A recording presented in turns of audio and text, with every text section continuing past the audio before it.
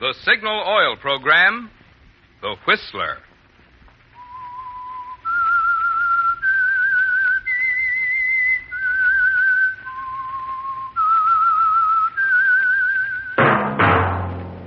That whistle is your signal for the Signal Oil Program, The Whistler.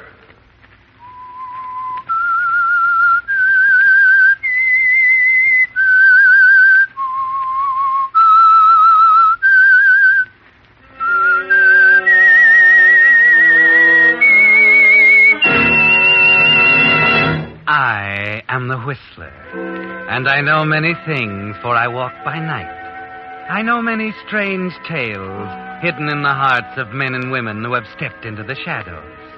Yes, I know the nameless terrors of which they dare not speak. Yes, friends, it's time for the Signal Oil Program, The Whistler. Rated by independent research, the most popular West Coast program. In gasoline, you know, it takes extra quality to go farther. And Signal is the famous Go Farther gasoline.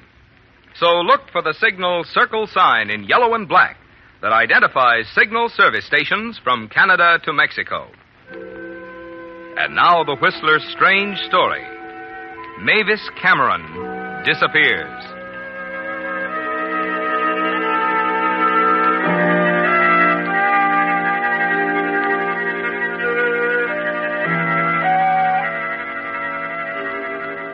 Mavis Cameron was one of thousands of American business girls, a filing clerk in the Fifth National Bank in Chicago. At 25, Mavis was rather pretty and had a pleasing singing voice. She also loved the spotlight. Naturally, she found bank work a little dull. Even that night when Mavis and 4 of the girls from the bank had dinner in the main dining room of the fashionable Park Wilson Hotel, it seemed a little dull. Until the after-dinner coffee was served. Then the MC of the floor show asked Mavis to sing a number, and she felt better. She felt still better following the outburst of applause at the conclusion of her number. So much better, she decided to drop into the Park Wilson's fashionable bar, make a phone call, and have a nightcap before going home. Scotch and soda, please. Mix it. Right. This ought to do it? I'm sure it will. Keep the change. Oh, thank you. Give me the usual, Joe. Straight bourbon? What else? Hey, how's it covered? On the nose. I just heard your song. You were terrific. Thank you. You know, with a voice like yours, you could be packing them in at a good nightclub. Oh, now I get it. You're a professional talent scout and want to get me into the movie. No, I'm Dan Spinelli, professional gambler. Does that shock you? Not in the least. Live and let live is my motto. And that's what I'm going to do right now. What do you mean by that? Live my life and let you live yours. Good night, Mr. Spinelli. Oh, just think. Tomorrow I can tell the girls at the office I met a real live gambler. You could tell them a lot more than that. Yes? You've heard of Domingo's out beyond Lakeside? Of course. It's a private gambling club, isn't it? Oh, it's more than a gambling club. Swell dining room, swell floor show. A lot of big people go out there. Nightclub operators. People that count. So? So, I'm going out there right now. Why don't you come along, baby? Me? I'll introduce you to a lot of people who could push along that voice of yours. The producer of the floor show is a friend of mine. I'm not kidding. He really is. I'm afraid not, Mr. Spinelli. I've heard that one before. You're exactly like I figured you'd be. You office gals, you're all alike. You're a bunch of dreamers. You talk a lot about the swell careers you could have with the right break. And when you do get a chance to meet some of the right people, what do? What do? You run home scared to death. Now, just a minute, Mr. Spinelli. Oh, I'm not blaming you. Oh, why shouldn't you go home? At home, you can listen to the radio, eat candy, have a terrific time. And if you go to Domingo's with me, you can't tell what might happen. You might have to even meet a couple of show producers. So you just play it safe, baby. It may be dull at home, but you'll always get to work on time. Well, is that all you have to say? Yeah, that's all. Nighty night. Wait a minute. Yeah? Could we be back fairly early? Sure. We'll leave any time you say.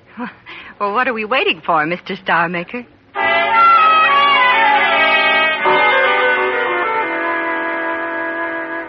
Spinelli used just the right approach, didn't he, Mavis? You know you're being a fool. At this time, you've gone too far. But as the hours pass, you tell yourself your fears are groundless. Dan treats you with perfect courtesy, and you're surprised at the number of prosperous-looking people he seems to know. You help him lose several $100, then proceed to the rendezvous room and enjoy the floor show. Afterwards, you dance. Suddenly, you've had enough. Dan, would you mind if we sat the rest of this out? Oh, sure not. What's the matter, kid? You tired? Awfully tired. And I have to get up pretty early. Well, I always try to make a lady happy. Well, here we are. Go on, take the load off your feet. I'll order another drink. Oh, I don't think I want another drink. Do you mind if we leave now? Sure. I'll just finish this. When we'll be on our way, huh? Say, what stuck a pin in you? Music? Yes. That song. Another guy? Another guy. My fiancé. He used to whistle it all the time. Every time I hear it, it gets me a little. Oh, what happened to him? He's still overseas. Pardon? Dr. Clint Rogers, M.D. Oh. He's been gone so long, you're getting a little lonesome, huh? I've been lonesome ever since he left. And do you know something? I've decided I don't want a career anymore. I just want to marry Clint. Well, too bad. We could have had a lot of fun, baby. Shall we go?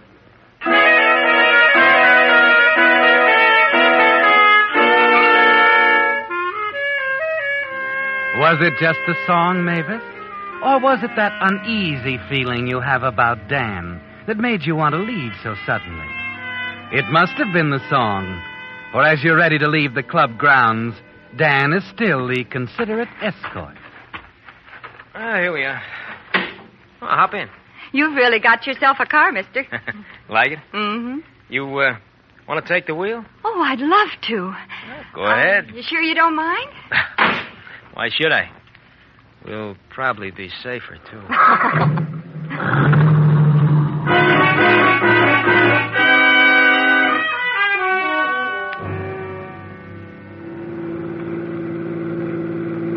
As you speed Dan's convertible toward the city limits in your tiny apartment, you're glad your reckless little adventure is nearing its end. Everything's been fine so far, but you can't throw off a feeling of uneasiness.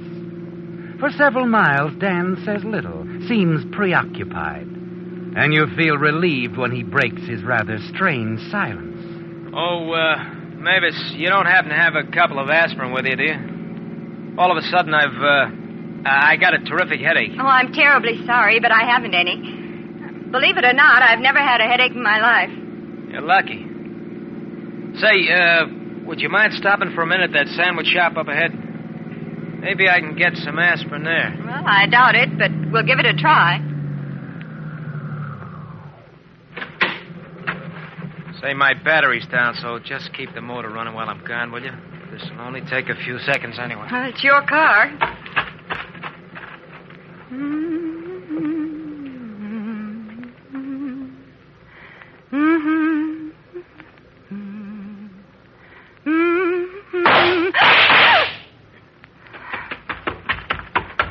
Dan! Get going.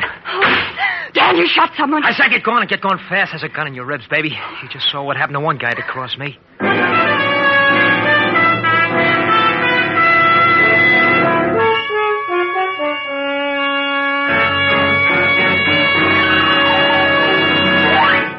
With the prologue of Mavis Cameron Disappears, the Signal Oil Company is bringing you another strange story by The Whistler.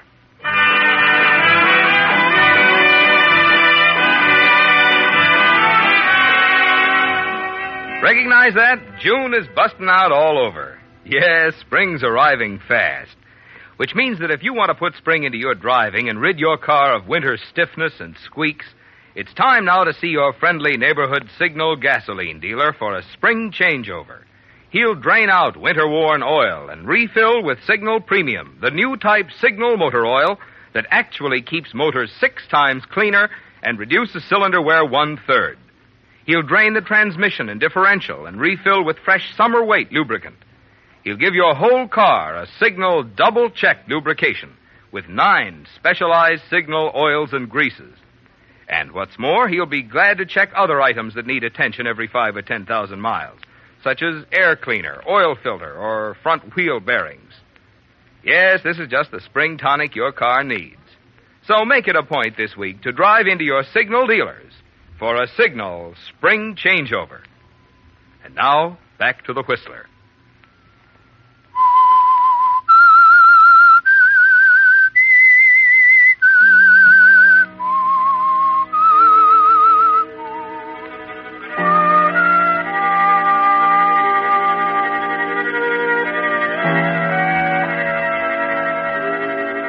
Well, Mavis, your stupid little adventure starting with a pickup in a cocktail lounge didn't end the way you thought it would, did it? You didn't expect to be an involuntary accomplice in a hold-up and shooting, did you? For a few seconds, you're so dazed with shock you act like an automaton. Your handling of the car is instinctive, and finally, you find words. Is he dead? He is, unless he got a plastic heart. Oh, why was I such a fool? Shut up. Turn right at the next corner. That car's been tailing us for the last 5 minutes. I'm glad. I hope it's a prowl car. It'll save me the trouble of phoning the police.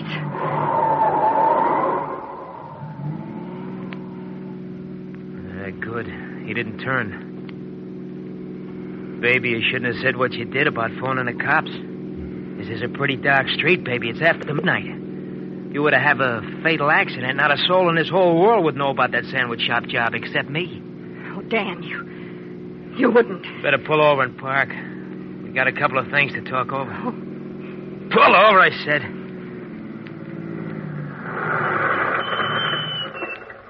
Now, baby. Oh, please, Dan. Don't kill me.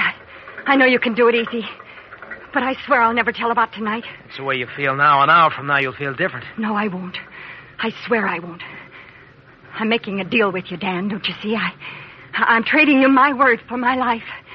I'll keep it, Dan. I swear I will. You don't have to kill me. Kill you? What makes you think I want to kill you? A gorgeous dish like you? Oh, no. No, I was thinking about marrying you, baby. You see, the law don't let wives testify against their husbands.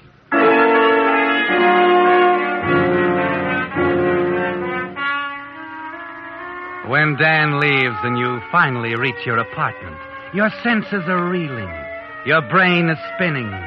You hear Dan's final words over and over again. I'll pick you up at 10 in the morning. Remember, you waited for me and drove the getaway car. That makes you guilty too, baby.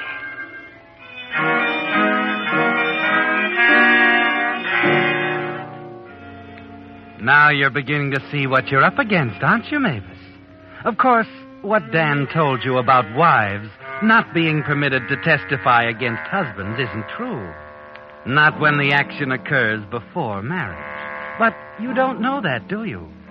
And it wouldn't help much if you did. You do know Dan is a murderer and wouldn't hesitate to kill you if he thought it necessary. What you should do is phone the police. But you've made a pact with a murderer, haven't you? Yes. It saved your life, and you think you must keep it. You try to snatch a little sleep, but sleep is impossible. Finally, at 6 o'clock, the morning paper is shoved under your apartment door. The headlines sicken you. Sandwich shop owner killed in holdup. The subheadings are even worse. Unidentified man and woman seen fleeing from the scene of the crime in open car. There it is, Mavis. It seems hopeless, doesn't it? Even if you called the police, you know your story would sound phony. You were seen with Dan at Domingo's just before the crime by scores of people. He introduced you to several as his best girlfriend. You can hear the district attorney now pounding at you with questions. Which will Dan? You were friendly with Spinelli, were you not? And you were at the wheel of Spinelli's car when you drove him from the crime, weren't you? And you realize how foolish your answers will sound in a courtroom. He told me he had a headache. And he thought maybe the sandwich shop man might have some aspirin tablets.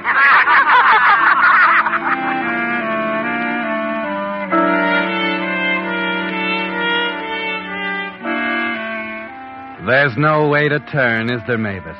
But frightened as you are, you're sure of two things. You'll never marry Dan, and you'll never allow your absent fiancé, Dr. Clint Rogers, to be remotely involved in your difficulty. It seems there's only one thing to do. Leave town, disappear, until things clear up. You've only 3 hours. It's 7 o'clock now, and Dan's due at 10. Not much time, but you're in a tough spot, and you quickly throw a few belongings into an overnight bag. At 9 o'clock, you're at the bank, where you make a hurried explanation of your unexpected departure and withdraw your savings. At 10, you're on an eastbound plane.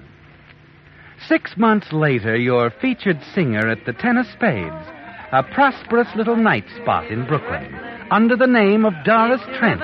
That voice came in handy, didn't it, Mavis? I'd like to recommend a look in Managua, Nicaragua. What a wonderful spot. There's coffee and bananas and the temperature high. To take a trip and on a ship go sailing away across the agua to Managua, Nicaragua. Ole.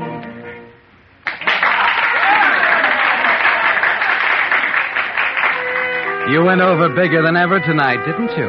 And Vern Wilson, the London musical comedy producer, and his secretary watched you closely. A few months in London would be a great help.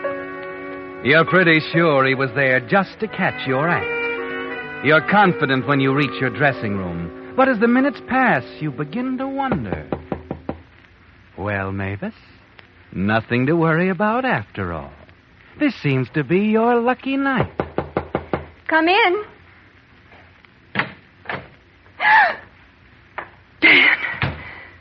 Well. Long time no see, Miss Trent. Doris Trent, I think the billing said. Well, now that you've found me, what's on your mind? That note to the police, written just after you left, telling all about that sandwich shop job. Gave the exact time, my name, the license number of my car, gave everything. You're the only one to know all that, baby. It wasn't me, Dan. Maybe not. But I'll just never feel safe until we're married. And this time, I'm not taking any chances. We're going up to Connecticut tonight. 10 minutes, Doris. Thanks, Ernie. I've got to go on now, Dan. Let's talk this over in the morning. I said tonight. Go ahead. Go ahead, do your show. Only, baby, if you got any ideas about double-crossing me and calling them cops, you drove the getaway car, remember? In case anything serious happens to me, there's a written confession in my pocket telling exactly how you helped me pull a job.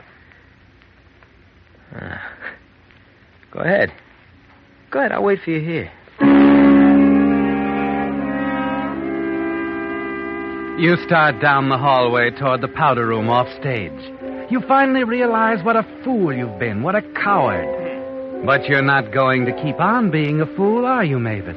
Not with that wall telephone just 5 steps ahead of you. Operator? Get me police headquarters. Quick. Just a moment, please. Hello? Police headquarters. Better hang up quick, baby, and I mean quick. I had a hunch you'd try to double-cross me. I figured I'd better keep my eye on you till the show was over. You should have looked around. Now I know for sure who wrote that note to the police. I told you I didn't write that note. You just tried to call the cops. So all of a sudden, I've lost interest in my wedding. We'll just go for a little ride instead. Come on, baby. Start walking. No, Dan, I'm not going. If I have to get shot, I'll take it right here. Let go my arm. Come here. What's going on here? Something wrong, Doris? This Yes. punk bothering Why, you? He is. He wants to date me. Tell him to leave, will you, Eddie? Maybe I'd better take him into the office and call the cops. You see Dan's hand tighten on the gun in his pocket. Be careful how you answer, Mavis. You can't let the club manager get hurt. He's been swell to you ever since the day you walked into the 10 of spades. Oh, no, thanks, Eddie. There's no need for that. He's just another wolf. Tell him to leave. That's good enough. You heard what the lady said, Bub. Start traveling. Okay, Pop. Anything you say. I'll see the lady later.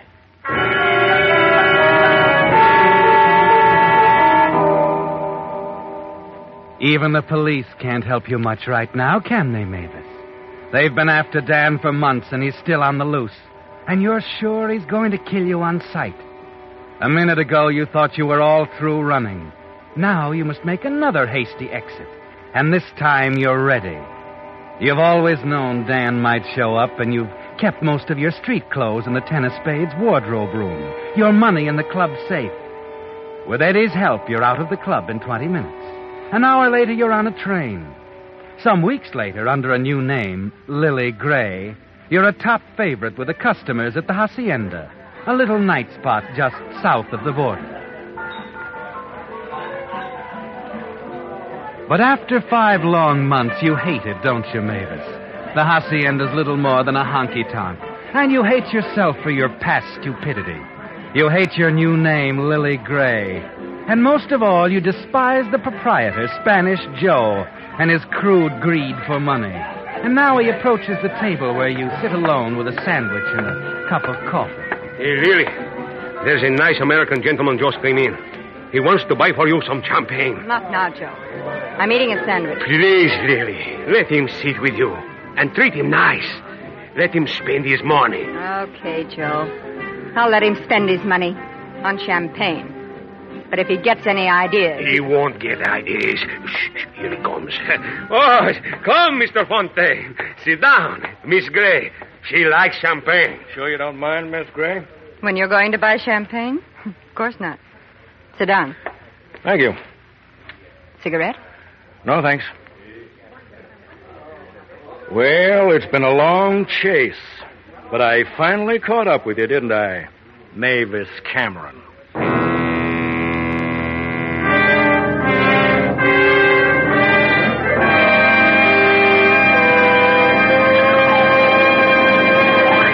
The Whistler will return in just a moment with the strange ending of tonight's story. But now a word to you drivers. If you want the tops in performance from your car, you naturally want gasoline that's tops in quality. And to be sure you're getting the tops in quality, there are just 2 things you need to remember. 1, in gasoline, it takes extra quality to go farther. And 2, Signal is the famous Go Farther gasoline. Yep, that's all. For gasoline quality and gasoline mileage go hand in hand. You see, you get those quick signal starts, that fast signal pickup, and smooth knock-free signal power, because Signal gasoline helps your motor run more efficiently. And naturally, the more efficiently your motor runs, the more mileage you get. So the very same features in gasoline that give you extra driving pleasure also give you extra mileage. That's why Signal says, to be sure you're choosing the gasoline that's tops in quality, there are just 2 things you need to remember. 1, in gasoline, it takes extra quality to go farther. And 2, Signal is the famous Go Farther gasoline. And now, back to the Whistler.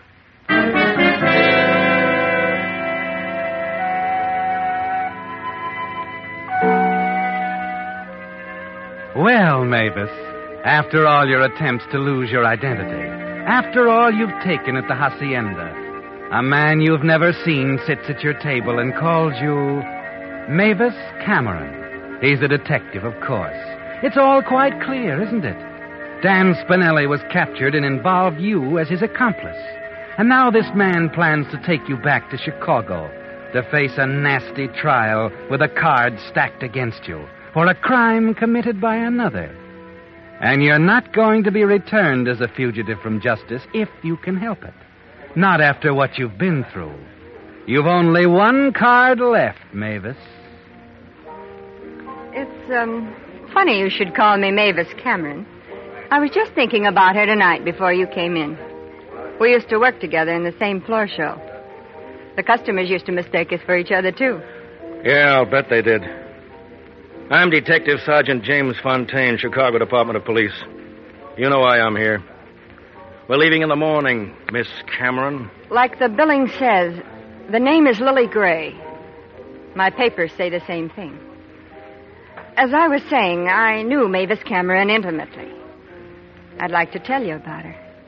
I think it might help you solve your case. Sure. Go ahead. If it'll make you feel any better. The more you tell now, the less you'll have to tell later. There's not much to tell, really. Mavis Cameron was just a good kid that got a bad break. In love with one guy and scared to death of another. A hoodlum named Dan Spinelli. Go on. This is getting interesting. She went a little silly one night and let him pick her up in a cocktail bar. And they went night clubbing. On the way home, Spinelli tried to stick up a sandwich shop and killed the proprietor. Mavis drove the getaway car with a gun in her ribs. Okay. So the guy was a little rough. If she was innocent, why didn't she go to the police right afterward? Before they got home, Spinelli decided to kill her, too. She swore if he'd let her go, she'd keep quiet. And she did. That wasn't very smart. No, it wasn't. If she was innocent, why did she take a powder? Oh, didn't I tell you? Spinelli had another great idea, too. Since a wife can't testify against her husband, he gave her the choice of marrying him or else. You know, you talk a pretty fair game. Is that all you have to tell me? That's all. Cigarette? Thanks. Light?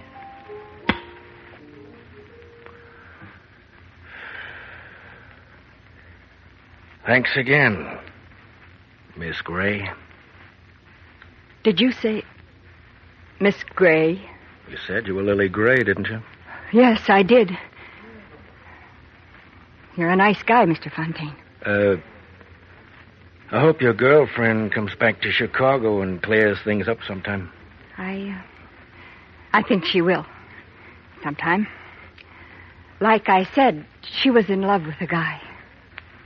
Well, this was a pretty long trip for nothing, you might say. Just one more bum steer.